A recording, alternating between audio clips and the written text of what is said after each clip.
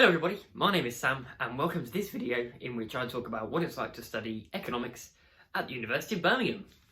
So in this video I'll talk about the entry requirements very briefly, and then I'll go on to talk about what it's like to actually study here, so what the lectures are like, what the modules are like, and whether my experience has been positive, negative, and would I recommend doing economics here or not. So the first thing we'll go through very briefly is the entry requirements. So the website says you need AAA to get in, 3 A's, and that doesn't need to include economics. You don't have to do A-level. I didn't do A-level to get here. It's not a requirement. If you've got a grade B or above in A-level maths, then they'll drop the requirement to AAB. Otherwise, yeah, 3 A's. However, I actually applied here through clearing last year. I applied here very last minute. I actually took a gap year, so I already had my grades, but in clearing the results were dropped to, the results requirements were BCC, I think, so a massive reduction. So yeah, they always seem to reduce them hugely in clearing on results day, but yeah, website says AAA or AAB with B or above in A-level maths. Another quick requirement actually that I've just seen is that you need at least a grade A or grade 7 in GCSE maths. You don't need A-level maths, but GCSE, yeah, A or above, grade 7 or above. So what modules does the course include? Again, it's things you can find online, but I'll run through them quickly and then talk about my experience of them. So in first term, which is what I'll talk about mainly now, you do 4 modules. You do Principles of Economics, Contemporary Economic Challenges, Maths for Economics, and a module called PASD, which I'll go into further detail about. So the first module that I'll talk about is Principles of Economics, and that's basically what you'd expect to study on an economics degree. It's your micro and your macro. So the first half of the term we did 5-6 weeks of micro, and then we did 5-6 weeks of macro. And basically this is aimed at people that haven't done economics before as much as it is those that have. So if you've done A-level economics, great, you'll absolutely breeze through the first term of the first module. If you haven't, this is the module that you do in order to catch up to those that have already done A-level. So personally, as I say, I hadn't done A-level economics, so I found this module great. It just got me up to speed with all the basics, all the fundamentals, which will then be applied in modules this term and beyond. So I'll go through a brief sort of list of what we studied in first term, both in micro and macro. So if I just reverse a little bit and look on my laptop. So for micro, we did some supply and demand. It's economics, you can't get away without doing supply and demand. Then we looked at consumer choice and consumer preferences. Then we looked at monopoly and production and competitive markets. Then we looked at monopolistic competition and oligopoly. And then we did efficiency and welfare, so consumer surplus, etc., producer surplus. Then we looked at government. And finally we looked at factor market, so the labour market. Yeah, that's the list of stuff we did. Obviously I can go into detail in a further video about exactly what it is you study in each module, but I thought for the sake of this one I'd just list that. So that was the micro, the first 6 weeks, and then we did obviously macro for the second 6 weeks, and we started off with classical theory, so the different theories, so Keynesian economics, the monetarist theory, classical theory, stuff like that. Stuff you may or may not have come across at A-level. Then we looked at money and inflation. Then we did open economies, so expansionary fiscal and monetary policy, both domestically and in terms of the world economy. Then we looked at the ISLM model, which is something I don't believe you do at A-level. Then we looked at ADAS, which is again something I believe you do at A-level. So again, it's mainly just a recap. If you've already done A-level, like I say, you'll breeze through the majority of the course. And the final week we did unemployment, so things like the Phillips curve, and how different factors, different variables change with unemployment. So yeah, basically just a big overview of micro and macro to get everybody up to the same level. So the next module I'll talk about is Contemporary Economic Challenges, or KEC, and this module is much more sort of discussion based and much more, it encourages you to express an opinion about things. So yeah, it's less sort of being talked at by a lecturer, it's more about active engagement and a two-way discussion, which I enjoyed. So again, I'll run through a list of what we did. Each week, just very briefly, just so you have an idea. But basically, the idea is contemporary economic challenges it does what it says on the tin. You discuss current contemporary economic challenges. So for example, we spoke about COVID. So I'll reverse again so I can see my laptop. So yeah, first week we looked at what is the economy, a very broad overview. I suppose that's just something that they thought they'd add in for, again, that those who've never really done economics and don't really know what they've let themselves in for by doing an economics degree. I'm sure the dropout rate was pretty high after this one.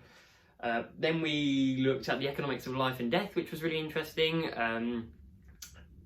Then we did a few weeks on COVID, so health versus wealth, the economics of lockdowns, stuff like that. But then we did the long run effects of COVID, what they're likely to be. We put forward our own predictions. Our lecturer told us what he thought was going to happen, and how we could mitigate against those potential consequences, which was, again, interesting because it's very relevant, it's very current, and that's what we want, really, isn't it? Or at least personally, I enjoy always being able to see the real world application of whatever it is I'm studying. This module was perfect for that. Then, yeah, that's basically all we did for the first term. I mean, the first term flies by. We had, I think, 10 or 11 weeks of teaching. Quite a few of those weeks were spent on COVID. You have an introductory week. You have like a revisionish week at the end. So yeah, the term actually flies by. But that was that module. As I say, it was very discussion-based, and one which I actually really enjoyed. So the next module is Maths for Economics, or Mathematics for... Yeah, I think it's called Maths for Economics, MFE. And basically, this is the module you study if you've done A-level economics before, A-level maths, sorry, before. If you haven't done A-level maths, then you do, it's called like introductory maths for economics. So regardless of whether you've done maths before or not, everybody sit a maths module. Obviously one's more difficult than the other, but yeah, everybody does maths in the first term. So I'd done A-level maths, so I did the post A-level one. And again, as I've done before, I'll run you through a quick list of everything we studied in first term, just to give you an idea of what it is we do. So I'll reverse again so I can see my laptop. So first week we focused on, it was called From Economics to Math, from Pure Maths to Economics Maths, sorry, and it was basically teaching us all the different terminology, how things economists want to actually study in maths. Yeah, and it was again, like it is in most modules, it was a very much introductory week. There was nothing new there at all. Then we looked at differentiation. We did a few weeks of that, and things like finding maxima and minima of graphs. Again, it's things you should have done at A-level. The only thing that I found challenging was the terminology, in that we were studying the same thing as I'd done at A-level before, but the terminology is different. So it was only at the end of the week when I fully understood actually what's going on that I thought, hang on a second, I've already done this at A-level. It's just that it's worded slightly differently. So I'd definitely say that's something to bear in mind when doing economics. The terminology can be different, but the actual operations that you're carrying out, the maths you're doing, is very often the same as you've done before. So yeah, did a few weeks of differentiation. Then we looked at sets, logic and functions. Now I know, well, I personally didn't do it at A-level. I think if you do A-level further maths, then you look at all of those things, sets, logic and functions. Nothing too challenging there. It's just, again, it's a slightly different way of thinking. Once you get your head around it, it makes sense, and it is very logical. I think that's the thing with maths. It does all make sense at the end. It's all very logical. Then we did a couple of weeks on more statistical stuff. So we did probability, we did random variables. Then we had a look at vectors and matrices, and more specifically their application in economics. And then we finished with some complex numbers, which were quite interesting actually. So I'd say 2/3, 3/4 of that course I covered at A-level already, and it was just a refresher. And then yeah, a quarter to a third of it was new material that I hadn't done before. But overall, again, it was a module that I found quite interesting. I found that the style of teaching is slightly more difficult because it was all taught by like PowerPoints, which I'm sure it always is at uni. But I personally prefer the learning method of handwriting it on the whiteboard, like following a teacher doing it as they speak, rather than just reading off a lecture slide. But I guess that's all part and parcel of being at university and having to be independent learners. But yeah, that's something that it took me quite a while to actually come to terms with and really make it work by learning through PowerPoints. And I still to this day will prefer learning off a whiteboard, but it is what it is, I suppose.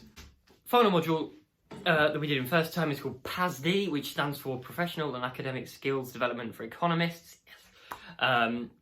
And it was a pretty dead module, to be fair.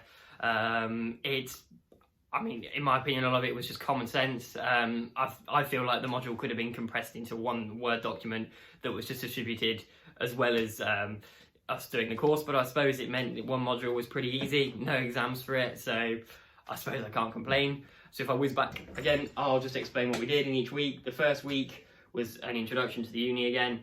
Then we looked at how to be reflective learners and how to be reflective. Then we spent a couple of weeks on like academic integrity and plagiarism.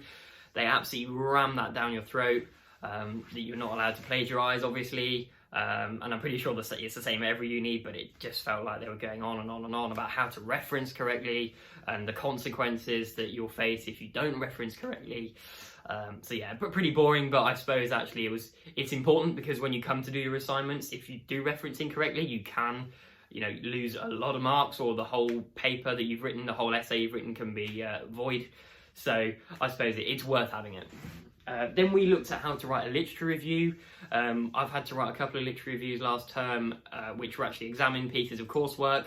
So again, that was pretty useful, I suppose. But again, I often find stuff like that. I quite like looking on Google and looking at just a list rather than being lectured at an hour on how to do it. But yeah, I can understand why we taught that. Then we had a few dead weeks, in my opinion. We did history of economic thought. Personally, I couldn't care less about that, but I suppose some people are interested in it. And we also did Nobel Prize winners, economics Nobel Prize winners. Personally, I'm really not interested in that, but again, it's not something we're examined on, so it was just material that I didn't engage with as much as I probably should have done. And then we looked at some practical uses of economics. So we had a few videos on the economics of going to the gym and working out and healthy eating, which were quite interesting, I suppose. Again, I like the application of what I'm studying in the real world, being able to see a direct link there. So that was quite interesting. We looked at economic nudges, when you go to a petrol station, what's right by the counter on the shelf and why is that, and how that influences people's behaviours and their consumption choices and whatnot. So that was quite interesting. And then finally, we looked at a bit of well-being stuff. We had a couple of weeks on that, on making sure your mental health stays okay at uni, or what to do if it does take a turn for the worse. And then we finished off the term by having a few lectures on LinkedIn, which was really interesting, actually. How to use LinkedIn, what it's used for, how to get your name out there, how they encourage us to set up a LinkedIn profile. And get on there as soon as we can to find work experience, to find internships, spring weeks, and then obviously in the future to actually find a job. So that was interesting. We had a couple of guest speakers come in to talk to us about LinkedIn as well. So overall, that was an interesting week, and that concluded the first term for my modules. So 4 modules, a real variety of things that we talked about. Like I say, principles was the one that was actually like that proper economic theory. Contemporary economic challenges was more discussion based and talking about what's going on in the economy at the moment.